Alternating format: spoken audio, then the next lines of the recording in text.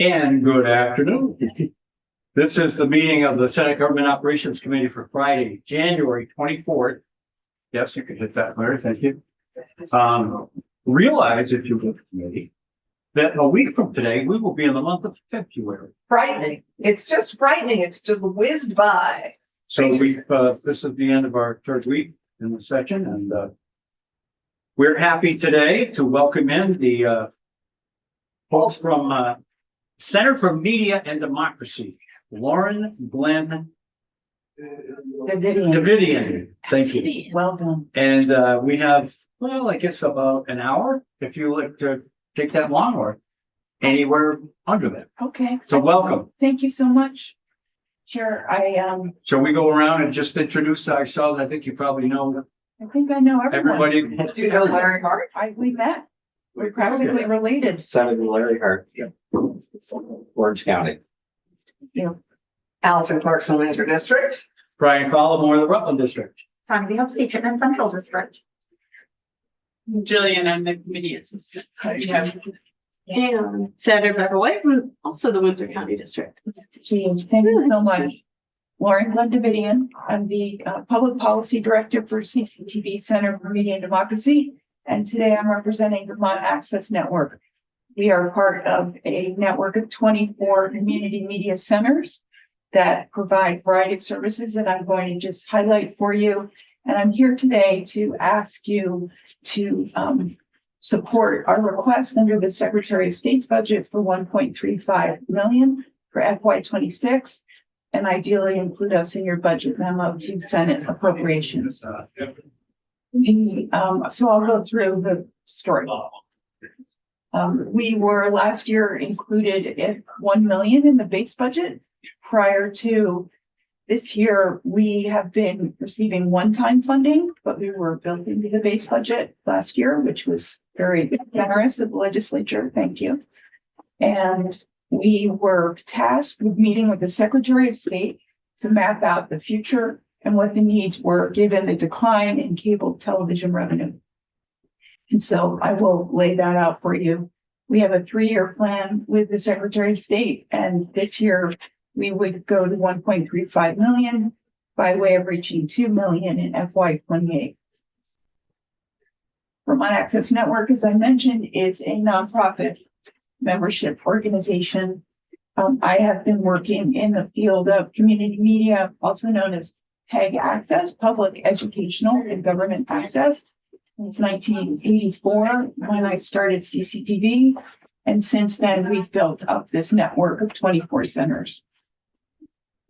And we were first enshrined in the state's regulatory framework by the Vermont Public Service Board as part of the Cable Communications Act of 1984. And so whenever a cable company goes to get a cable franchise, they have a public benefit requirement according to the state of Vermont that's written into the Cable Act. And that sets aside channels and funding for operations and capital. And that's what has funded these community media centers for the past 40 years in Vermont, but also across the country. So here's a map of the centers. We're fairly well distributed across the state, and even the places where there's gaps, we are serving communities that are outside the cable territories. So we're no longer just confined to covering public meetings in cable territories. We have agreements with other communities, and our services are available by way of the internet in terms of programming, but also in terms of programs such as our summer camps that we have, media camps, media literacy camps, and other programs. And of course, anyone who walks into our center, first come, first serve, are available to use them for public educational and government access programming. During the COVID pandemic, we were recognized by the legislature as an essential service because we were able to make the pivot from in-person meetings to supporting online meetings. And since then, have become quite a technical resource for municipalities and organizations across the state. One of the things I think that is worth mentioning about what we do is not only do we hire 150 Vermonters with special know-how, but we produce collectively with volunteers and staff 18,000 hours of programming each year. which makes us the biggest media producer in the state. And we air on 80 local cable channels and countless internet channels. And I was curious to see what our reach was online. And last year we had 1.3 million views collectively across the state. It's quite impressive. I thought, yes. Another important role that we play is that we archive these programs. And so, for example, at CCTV in Burlington, we have an archive of more than 40,000 programs that we're in the process of digitizing. And this provides a treasure trove of local history that is available on demand for people that want to see that.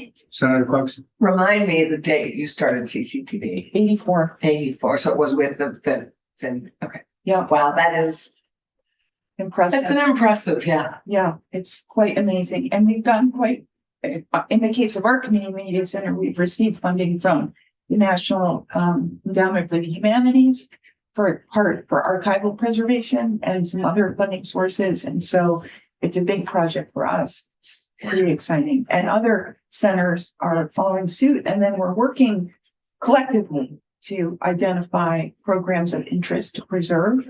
And we're part of a big grant, EPSCoR grant at UVM, and working with Middlebury College to figure out ways to, on a perpetual basis, maintain these archives. Which is great. Yeah. Treasure trove. Treasure trove. Here's a little snapshot of PEG TV, which is Senator Culmore's neck of the woods. This is January. Tom Leopold sent this to us. Almost 17,000 views in the last 28 days and about almost 2,000 hours of watch time. That's just in the month of January. And PEG TV is the biggest community media center in the state, covering the biggest territory with the most subscribers. And you have a CTE angle too, don't you? At Stafford. Isn't there a film and media CTE training too that's available? And maybe I'm not directly familiar with it, but that sounds. It's always nice if you have a strong media center to have a CTE program. Yeah. That feeds it. I imagine Tom has figured that out. That was done right now. Yeah. The main, we have a number of challenges, but the primary challenge is the decline in cable revenue.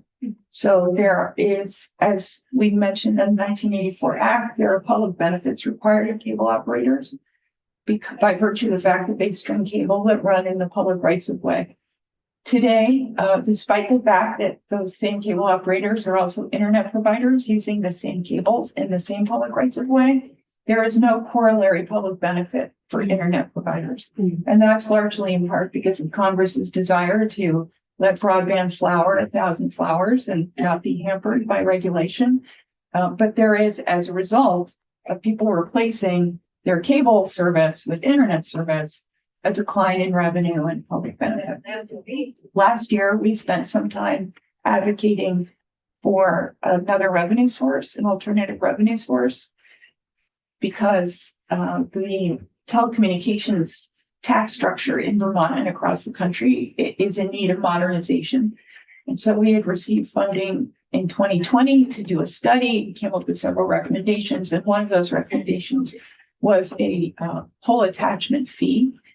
And another idea that was on the table was a streaming tax. Both of those were ideas to generate revenue for funding for VAN and also to modernize even other aspects of the regulatory structure, public benefit structure.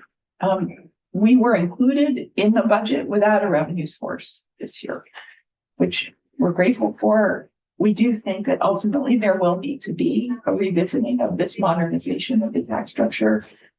This is not the year we're going for that, but my guess is we will do that again because the cable revenue is just going to keep declining, as you can see.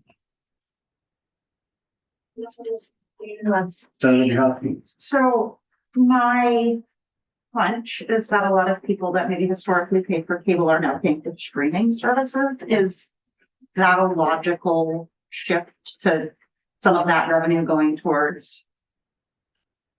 It's one way that states are approaching it. So Okay. both Massachusetts and New York have legislation in play to assess a streaming tax. In Vermont, it would be another kind of sales tax, it would be an additional sales tax. There's from a pure public policy standpoint, if I had my absolute brothers, my preference, and I understand politics is pragmatism and not necessarily beautiful public policy, but my preference would be to assess the use of the public right of way, because in fact, it's not Netflix quote that's using the right of way, it's Comcast that's using the right of way, right? So the companies that own the infrastructure are the ones that are getting something for nothing, in effect, from the state and from the public property. Streaming lays on top of that, right? Okay. Yeah, that Programming makes sense. services, but it is what I found last year is that it's politically more palatable to tax Netflix than to ask a small telco to provide $10 a poll a year, right? So that the pushback, I think, really came from the smaller companies, which could have been exempt, of course, but the personal relationships with legislators is very important. And I think Netflix is easier to go after. So maybe I'm speaking out of turn, but just in terms of pragmatic public policy, I think the streaming tax probably has more legs. Just for Larry's benefit, and maybe you already know, if you do. I made article down, find a lower here. I can remember Adelphia Cable and then Comcast. And if I'm remembering correctly, the charge a month on your cable bill was like $5. 5%. Okay. That'd be nice. To help what Yeah. is quickly becoming, well, it always has been. I used to call it our best kept secret because so few people were even aware of it. But Tom does an outstanding job in Rutland. He really does. There are 3 different channels in Rutland. And there's government and public and all that kind of stuff. So I think they're up to about, we've got 27 towns in my district. Yeah. I bet you 20 to 22 of them have every single meeting of that municipality recorded and in some cases presented to the audience live. So whether it's a school board meeting or select board meeting, and then it's archived. So if you miss it, you can go back and find it. And lots of sports, especially, powerful for probably grandparents who may not get to the games in person, but they can watch their grandchildren on the courts or rinks or whatever they're doing. So I'm a big fan. I'll just go on the record as saying I'll definitely support the 1.35 for sure. I don't know if that's in the governor's budget or if you're going to be level funded, but if it comes down to the difference between 1 and 1.35, goodness gracious, good golly, Miss Molly, we ought to be able to find the 35. Okay. Yeah. I think it's a worthwhile, and I'm 100% favor. So Thank you. Yeah, right now, like YouTube, all of them, Netflix, they're all getting charged a state tax on it. Sales tax. Sales tax on it. Yeah, so I don't have a problem with that. Comcast, when I've had it for my business in Randolph, I think I was paying like $80 a month for that Comcast service. That sounds about right I'm not sure what your bandwidth was, but Yeah. that sounds about right. It wasn't that big of a band. Yeah. Yeah, it was just enough for me to maintain the business and take care of it. Mhm. Yeah, so. You probably didn't have telephone also, because they have a big bundle. Oh, I had Yes, more than that. telephone. I had Comcast telephone. It was a combination of internet and. Yeah, our bills are much more than every month. Yeah, and the bundling of the internet, phone and cable is what has actually been quite helpful to keep customers. Yeah, which is why many of us are still on. Right, exactly. Did I finish answering your question? You did, and I appreciate your elegant public policy solution. One of my concerns with additional sales tax is that's not really being paid at the sort of, it's being paid by the people who are using the service. Yes. And I know Netflix is not necessarily a necessity, but Yeah. I do think that I really appreciate your solution being sort of at the source as opposed to the end user. So I think there's room for discussion of this topic in the coming years. Yeah. This year, I think we're sitting tight with the allocation and but just knowing what the trends are and what the increase in revenue is going to be, which is really the basis of our request. So we looked at the numbers and we identified that there would be a 7 to 10% increase in expenses, which is mostly labor and healthcare, as you've heard from everyone that comes in here, I'm sure. And then the decline in cable revenue is expected to be 7 to 10%. And so that is the basis of our request. This is a kind of a snapshot of that funding trend. Just so that you're aware that we're not relying solely on the legislature in terms of revenue diversification. About 75% of the revenue currently is from cable revenue across the state. It ranges between 95% in some centers, 65% in some centers. But we also have these other sources of revenue. And in addition to the legislative grant, we have philanthropy, interest income, fees for service, and notably fees for service being we're paid to do production for people, but notably municipal revenue. And that comes in the form of being paid to cover public meetings or having an allocation at a town meeting set aside. And so there is a property tax contribution here, and that's growing. And I think that's been, but I was surprised when I put these numbers together to see how much that was. And then, of course, grants and other income. So we anticipate that over the next several years, that revenue diversification will increase, not simply due to legislative contribution, but to the efforts of the centers to raise money in different ways. I think almost all of the centers, maybe with the exception of the very small ones, Hardwick being an example, that has a half-time person, but the larger centers have development capacity and sales capacity in their staff now. So we're operating a little bit more like public TV, if you will. There we go. So there ends the lecture. The testimony. The presentation. Presentation. Senator White. Thank you so much for coming and presenting to us. It was really helpful to see the map that you had of where all the different cable access areas are. And yeah, if we could go back, thank you.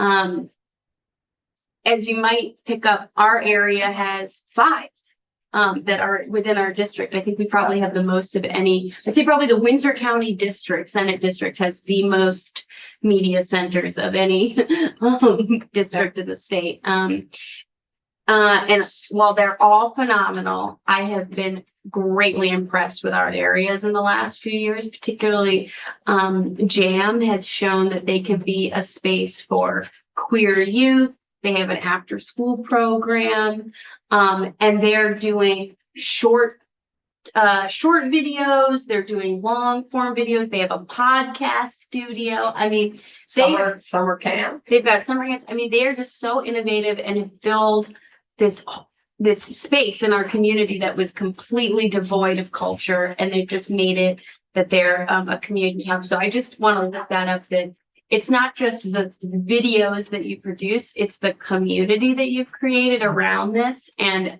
the idea that you wouldn't have funding that you need, it's very concerning to me. So I respect that you're not asking for that this year, that you're kind of holding steady with where things are, but I am certainly, I think I've been on the bill in the past, but if you do entertain supporting that type of move next year or in the future, I would be really happy to do that. And then one other point I wanted to make is that you, by being free, like you don't have to pay a subscription fee to see your videos. I think you can make a very clear argument, the connection between town meeting engagement, whether or not it be select board meetings, planning commission meetings, and your services. There's so much more interaction that happens between citizens at the local level with their local government when the thing is videoed, because the information you get from a video is so much cleaner than the oral tradition of what happened at that meeting or the meeting minutes. So I just have one side policy question building off of that, which is we spent a lot of time on open meeting law last year. And one of the debates we had was storage of those records. Do you see anything coming up in the next 2 years, now that we've done a lot of the open meeting law work, that would impact your organization regarding keeping those video records or having them be available for folks. I'm wondering if you have any thoughts on that, if you think we should worry about that or take it up this biennium. I think that the committee, the working group that you authorized has been meeting or starting to meet, and that perhaps might be a question they take up. Storage is an issue, and it really depends. So on the center and their approach. So we, for example, run a lot of our meetings on YouTube. And those are saved on YouTube and those are on YouTube servers, but we try to scrape those off the YouTube servers and put them on our own servers so that they're locally controlled, because once they're on YouTube, they're not yours, right? They're not really locally controlled. So as part of our capital budgets, servers are important, and they're luckily getting, their storage is less expensive. Oh. But it's still expensive because video takes up a lot of space, and we're producing 1,000 in Burlington. I think Rutland it's more. We're producing 1,000 programs a year. And let's say they're on average 2 or 3 hours, on average, depending. So, that's a lot of storage. And especially as we start to digitize our archives. So I think municipalities have that question ahead of them. Okay. And it's a concern, and it needs to be part of the planning process and infrastructure planning process for municipalities and community media centers. Thank you. Senator Clark. Always good to have you here. I'm completely with Becca. We represent 5 of the most rocking public access centers that you could imagine. It actually is a state archive issue. We're Dillon State, those municipalities are part of us. And so I actually think, and I assume that you and Tanya are in close communication, but it does strike me that this, in terms of funding, in terms of full, particularly the municipal and recordings are a piece of our state archive. And in that capacity might add to state, come benefit somewhat from that financing too. Megan O'Rourke, who's the director of CCTV now, is I would call her the archival queen. She's been thinking about this for a very long time, and she's also a member of the working group that. Oh, good, great. And she, I'm sure, would be happy to come and speak much more knowledgeably about this question of archival preservation than I can at this time. So I would, if you'd like her to come in for a little bit, she has been working with the state archivist and also working to create a statewide archiving band group quite a long time. So she's the person that can speak about these needs and what they are. Could you have her email myself and Yes, Jillian? I'd be happy to. That'd be great. Yeah. And we've talked a little bit, well, a lot about some of the work that goes on. So it's public, educational, and government. That's where PEG TV comes from. And in our world, And culture. I mean, you've expanded that a bit. Broad And interpretation. now do a lot of culture. in our world, there's no other place where you can go to get political sorts of programming. So I know we traditionally in the Senate races in Rutland, we show up at PEG TV. Yep. Yeah. And we have usually somebody from the local newspaper act as moderator. The questions are not given out beforehand, which is great. And so then they spring them on us and we go in order, and then they kind of stagger the order. So the same guy or gal doesn't have to do it first each time. Yeah. But I mean, where else could you find that? There isn't any other vehicle anymore.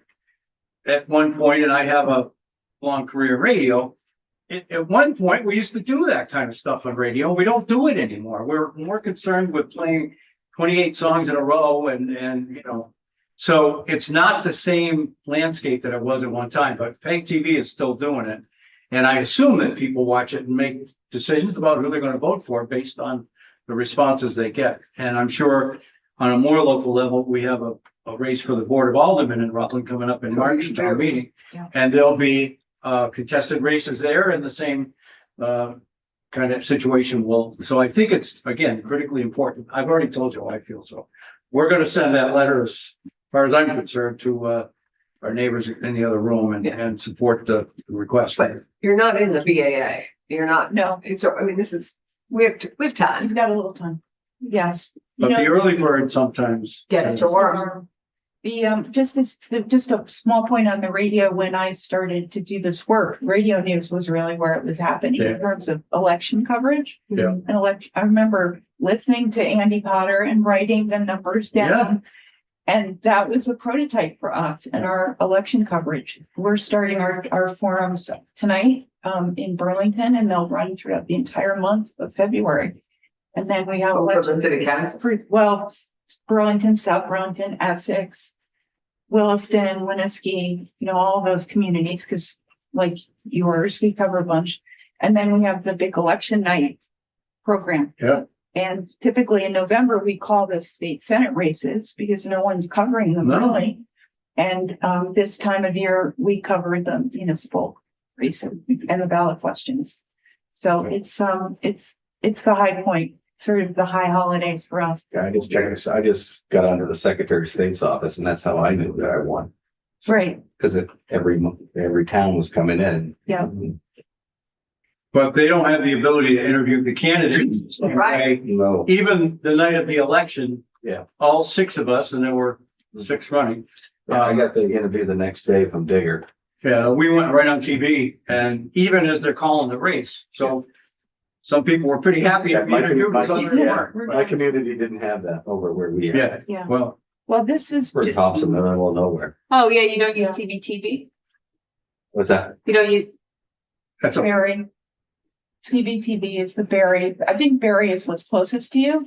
And I will just say that part of our planning is it's making sure, especially now with legislative support, it's making sure that all corners of the state are supported. So we're working on, each center is working on plans to extend their service and figure out what that will take. So it's on the radar so that in 2 years, Thompson will have some coverage. I didn't ask the folks on the other side to identify, are they, No, to me, yes. oh, okay, Hi. must be our next thing that we're gonna take up. Yeah. Is there anything else that we can help with, besides the money? No, your support is tremendous. I just want if you want any coverage, even in the building, I mean, you can go home on Mondays and be on TV anytime you want, but if you would like to do any reports or updates, Okay, we're all coming here to the building and it's easy enough to bring a camera, and Orca Media, which is Montpelier, is nearby. So please feel free if you'd like to do updates intermittently or regularly on any topic. Yep. We're here to serve you. that's another thing that I find interesting. Orca shows up on occasion at a committee meeting, and it sort of gives me the idea, geez, I didn't know this was that much of a Yeah, deal I know. going on today. Maybe I better, Exactly. make sure I read what I'm supposed to have read by now, kind of That's thing. true. Orca's presence does make us all think, oh, Yeah, we're on TV. whatever you we're do. doing something that everyone cares about. But Mr. Chair, you raise actually a really valid point. I think not just with Orca, but socially, when you're on camera, you're being filmed, I think it does heighten any elected official's awareness of what am I saying? How am I communicating it? And what are people going to interpret from it? So I actually think it professionalizes a lot of our board meetings in a way that it's implicit. No one's telling you have to act differently, but just knowing that someone could watch it does it elevates it to a more important space. So I think, and not just here, but in all our local. Right here, I know, right here, I know. we're filmed every minute. Our of owl. the day. It's your. Do you think that's a good thing? It's got pluses and minuses. Yeah. Yeah, it does. Does have pluses and minuses. I think the pluses in the end outweigh the minuses for transparency. But I really appreciate your support and the opportunity to speak today and opportunity to have this slot with you. So thank you very much. Well, thank you for your Thank time and your work. Thank you. Yeah, so And I'll get Megan. that would be great. Yeah, Right. And let Tom know I said hi. I please. will, and I'll pass on to Jan. And You better. pass on to your spouse. We miss seeing him in the building. I will. Well, he has a podcast, 802 News. Okay. Oh, Listen to it. Ooh. He interviews all kinds of people. Oh, it's not surprising. Nice to meet you. Nice to meet you. Yeah, yeah, not surprising, but I Not will. surprising. Anyway, give him a big hello. I will. Thank you, everybody. So up next, and we'll move into our next witness, is committee discussion from the Vermont Municipal Clerk and Treasurer Association. And I see Tim Arsenault here. I know him from radio.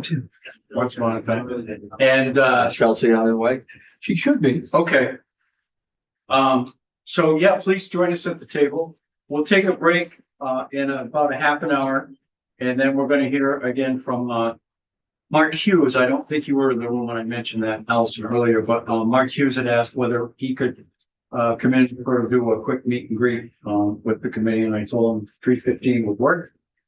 And I'm planning on releasing you all for your weekend activity shortly after. Oh, good. Well, Did you want to stay until 4:30?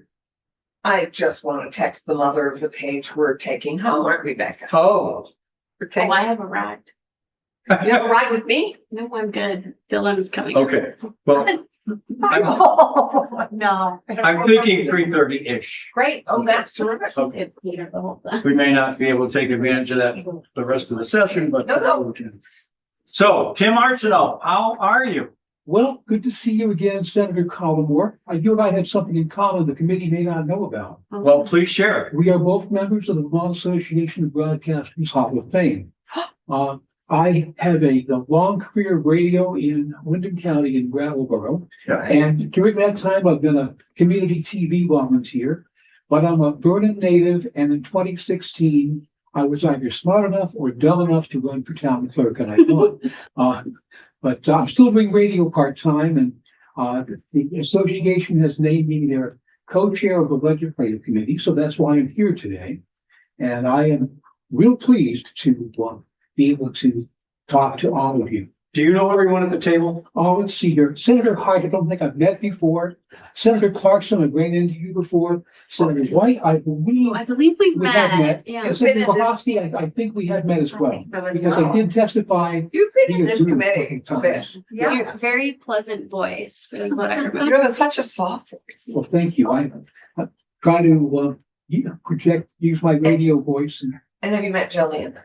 We emailed. Jillian, the church. we've talked a lot via email. We also were at the Castleton football game together. That's right, and I was PA announcer for the last home game. Okay. And 2 months later, I finally got paid.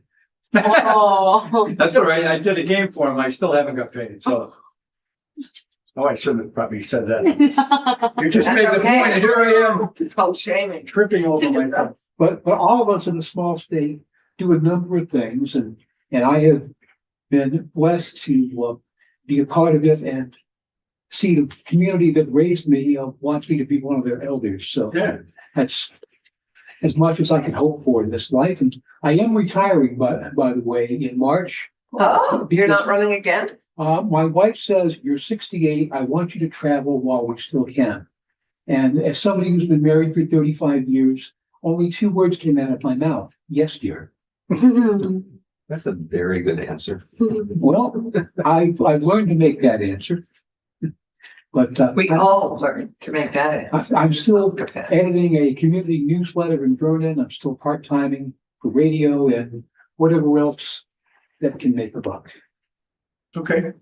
But So what do you have for us in terms of your position with the treasurer and clerks? well, I would tell you that we have a short list of priorities that have been gone over with our lobby firm, Schulweis and Associates, and also with the Secretary of State's office. Okay. On top of our to-do list, ranked choice voting, not that we necessarily are all yay, rah, rah in favor of it. We just want it to be done right.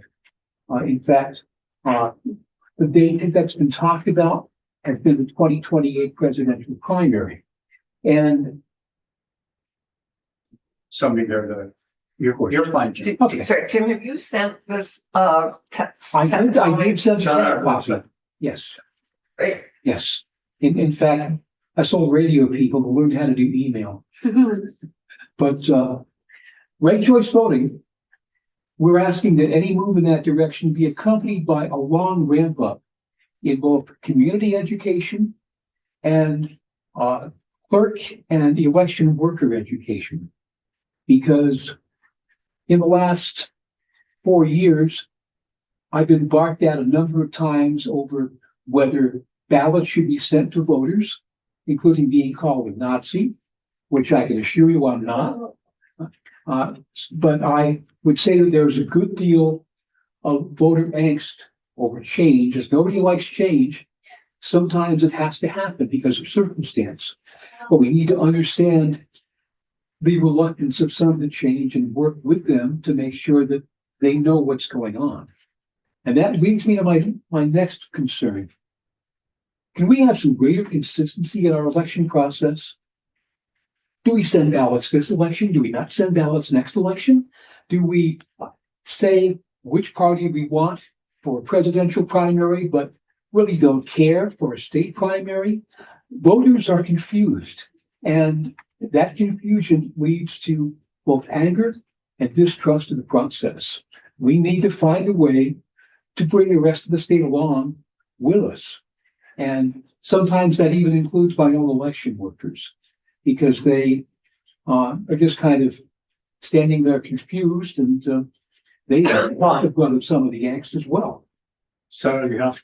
I have a question about that. So this was one of my concerns when we passed the mail balloting bill. It didn't include primaries. That I was deeply, so when we passed the universal mail balloting bill, one of my concerns was that we didn't include the primaries, because I was worried that it would confuse the voters, which is what I experienced on the campaign trail, you know, for the primary knocking doors, and people said, oh, I'm just waiting for my ballot, to which I had to tell them it's not going to come. So I'm wondering, and the Secretary of State has been opposed to extending universal mail balloting to the primary. So in your conversation with them, do you feel like there's movement in moving in that direction? Well, I think we have made them aware of our concerns. Okay. But, and then really that's a first step toward trying to find a consensus. Yes. Because you know and I know that a solution is something that no one is really happy about. So we need to find a middle ground here somewhere. Mm-hmm. And as my radio career, I was a news reporter. So I found that there's always one way, a second way, and then the way it's done. So I understand your concern completely, and thank you for bringing it up. Yeah, no, I agree with you. The lack of consistency is a challenge. So I just want to figure out how we get to consistency without repealing universal mail balloting, because that was an access thing. Well, if we mail ballots to everybody for a primary, obviously there's a cost, and nothing comes without a cost. We need to figure that out and figure out how much we value bringing everybody else along with us. Okay. I also have heard more than once, the administration fully support municipal elections being included in the mail-out ballots. I don't know how far away we are with that, but in other words, if you're going to do it, as you point out, let's do it. Let's do it for every election.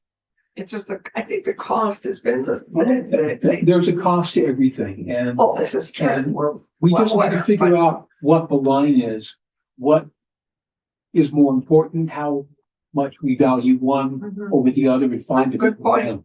But your group is pretty much just concerned with statewide elections. So far, I mean, our towns are very different. For instance, there were many towns during COVID that went to all Australian ballot for their articles and everything. Mhm. And in my town, Vernon, I rented a circus tent. We had an open town meeting outside. And yes, it was a circus, and I'm also the town moderator, so we managed to make that all work. And, you know, what's good for one town is not good for another.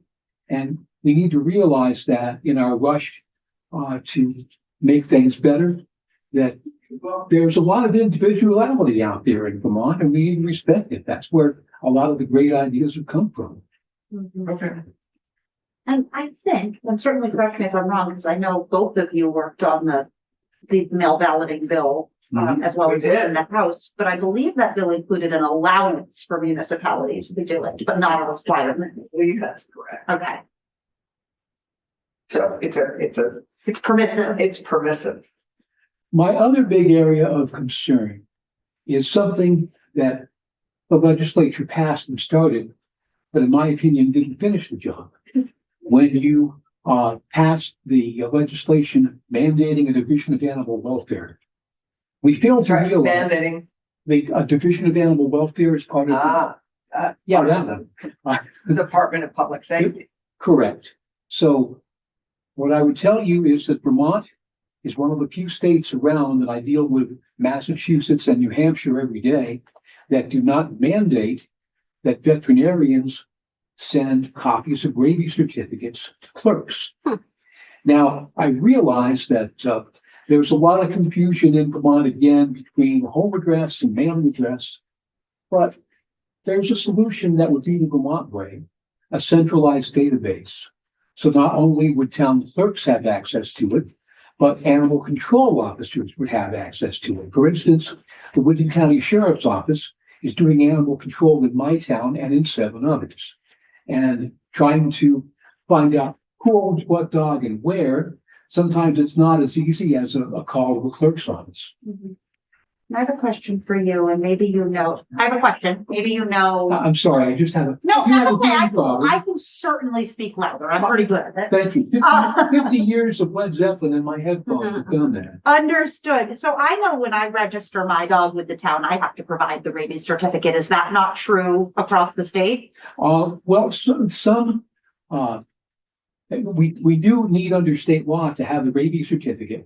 Sometimes the citizen will bring it, sometimes the vet will send it. Mhm. And we always tell people that when you get an update, have the vet send it along. Mhm. There are some veterinarians that do not. Okay, And trying to get that out of them can be like pulling teeth, especially when one veterinarian in Brattleboro died in the middle of the year, a couple of years ago, and all of a sudden, nobody could get their records. okay. Yeah, because I know that there's a requirement, at least in my town, and I thought it was state law, Yes. that my dog be registered every year. And every year I register my dog, I have to provide that rabies certificate. That is still state law. Okay. But trying to get those documents isn't as easy as it might be sometimes. Understood. In fact, there's a lot of things that you would think would be easy, but are not. In the 9 years that I've been town clerk, we have come to rely on a lot more state databases and a lot more state software programs. The old guy in the back room with a quill pen writing down documents, that really is a thing of the past. In fact, in my town, I'm the first male to hold this job in 116 years. And I'm glad to say that I've joined the Young Ladies Club in that respect. So we need to understand that the demands of the job are going up. Our association is doing a lot more in training. And in fact, as part of the training, we had active shooter seminars and lessons on how to use Narcan. And I would dare say that even 10 years ago, it would not have been thought of. Okay. Did you have anything more? Just one other thing for you. In regard to the politics of everything, we don't, as clerks, ask somebody coming in whether they're a Democrat or Republican. We look to serve everybody. I don't care who you voted for. I care that you vote. And we want to make sure that the Vermont legislature moves forward in actions that would serve all of our residents. So thank you very much for your time, and I'll take any other questions you may have. Any other committee members? Emma, did you want to add anything? You're welcome to if you like. If not. No, this is Chelsea, the co-chair as well from Orange. And Chelsea is gonna kind of take over once Tim leaves us in March, and I'm in the building every day. We know there will be elections bills coming, and we just hope that you'll hear from us because they're on the front lines and the sounding board of clerks is quite difficult. And we worked with the Secretary of State on a report that you should be receiving regarding guns in municipal buildings and surrounding areas. So just if you have any questions, please let me know on that. And just to add on to that, every town is different. Yes. Oh, I realize that for sure. Chelsea, did you want to add anything? Welcome. Tell you what, I'll put your chairs in. And Chelsea. when- Well, I don't know, you already said it. Can I just ask, But you can put your own unique spin on things. Tim, before you leave, I just want to clarify. You talked about these as concerns, but I thought they were priorities for the clerk's assessments. Priorities are concerns. In fact, the first step in all of this, Senator Parkson, is bringing it before your body to get it inside your head. And maybe we can all find a solution, again, that isn't red, isn't blue, but is a solution. We also would like to thank the Secretary of State's office because we had a meeting with them regarding our legislative priorities, especially around elections, knowing an elections bill is coming in. I found the meeting to be very, very helpful on both sides. So in addition to the potential for ranked choice voting and then maybe a solution for primary ballots also being mailed, were there other election provisions that we're likely to see? I can give one example, which is write-ins.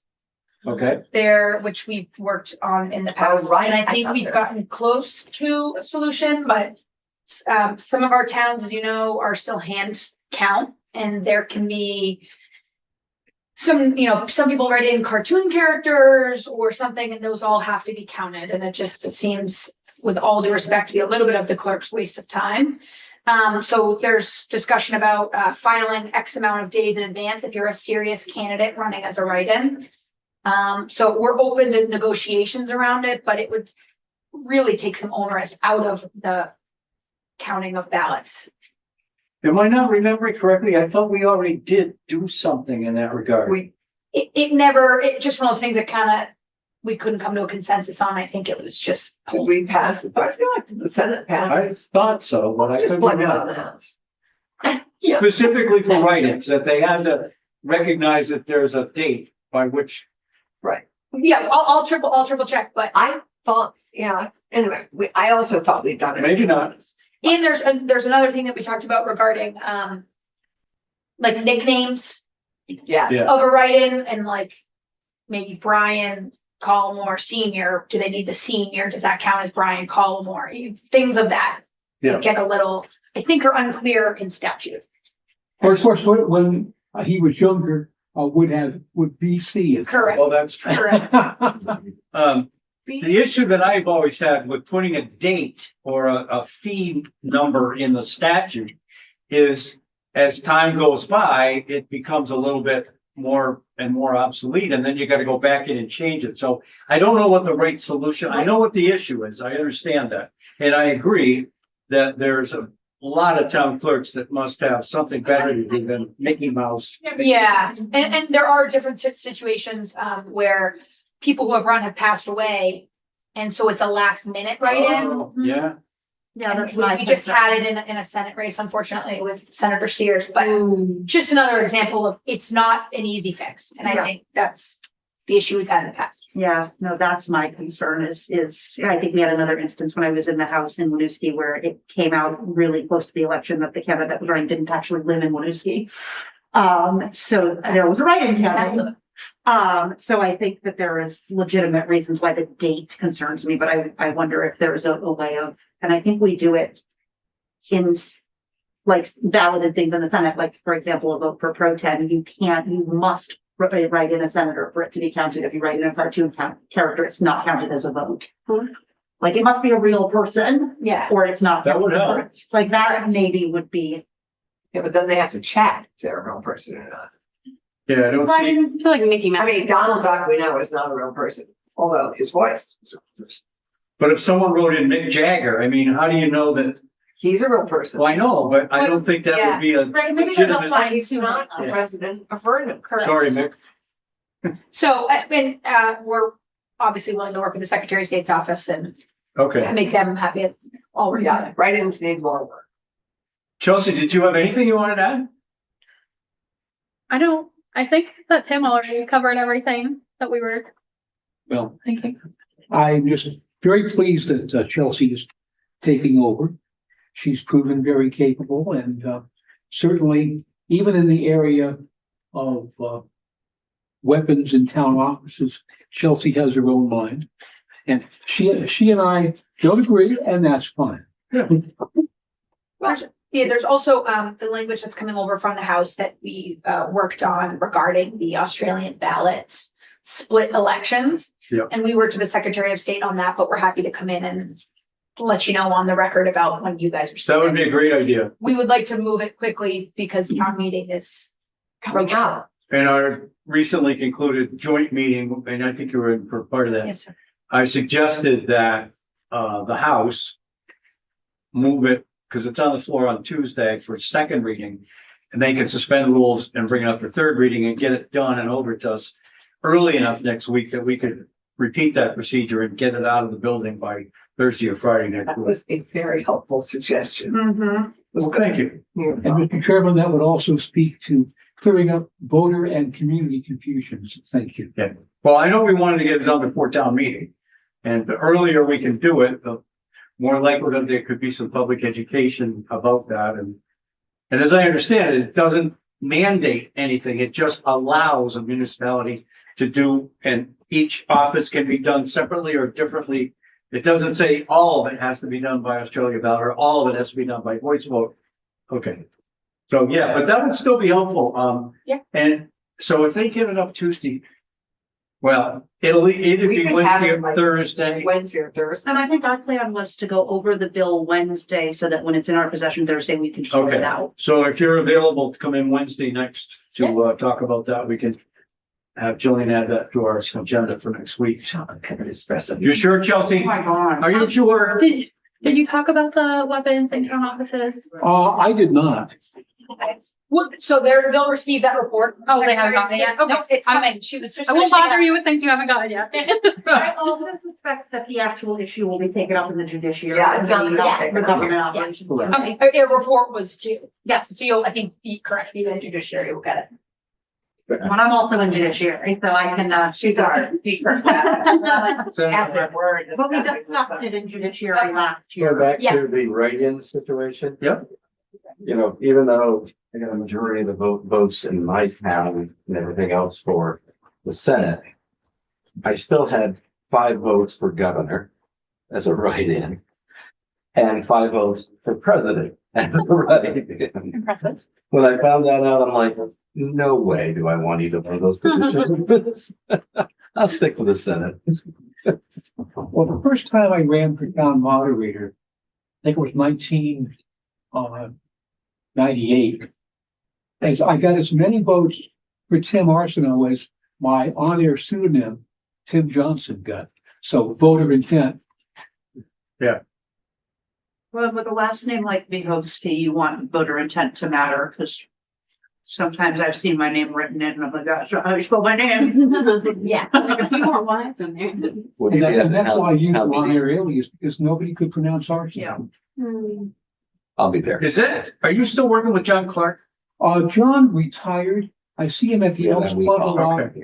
but I'm still doing a Yeah, couple that of shifts a month. would be- on just to keep my hand. Please tell him I said hi. I will do We have that. to do the So, school. In the Adirondacks, your name is pronounced by all the arsenals. I know by all the arsenals, but it is a That's French one. Canadian name. and it's Oh, yes. Arsenault. Sorry. In fact, there were 2 pages of it in Montreal. How's your drive last night? Long because I went all the way to Stelton. I'm sitting there and I'm No, I'm reading all all set. these. You're gonna find out there when they're gonna get. Trying to reel everything. Yeah, Larry. Okay, so are there any other questions?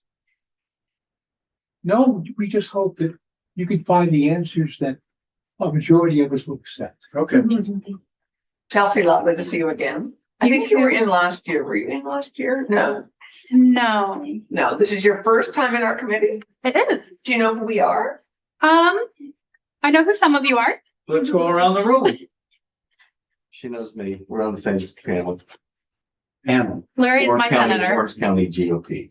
Oh, okay. Yeah, so I'm very hard. She knows me. Allison Clarkson, Windsor County District. Brian Collmore from the Rutland District. Tanya Vyhovsky, Chittenden Central District. And Senator White from the Windsor County District. Jillian, I'm the committee assistant. Okay, well, Thank you. safe travel. I assume you're headed back to Wyndham County. Oh, yes, as soon as my wife finishes buying out everything in downtown Montfield. Well, that may take a little bit longer. Kim, doesn't she understand that a trip up from the Banana Belt counts as a trip and Well, we actually had a 3-day trip in September because the Clerks Association held its convention at the Capitol Plaza. We extended it by another day for an election seminar. So we've gotten used to the food at the wayside. Yeah, No better place to go. I agree. Okay, well, safe travels, and Thank you. Chelsea, it was nice to meet You you. as well. Good luck. yes, Thank good Ellen, luck. always Thank good to you. see See you. you next Thursday. Wonderful. Okay, I'll check my email list. let's take a 15-minute break, and hopefully Mark will have gotten my email, and if he doesn't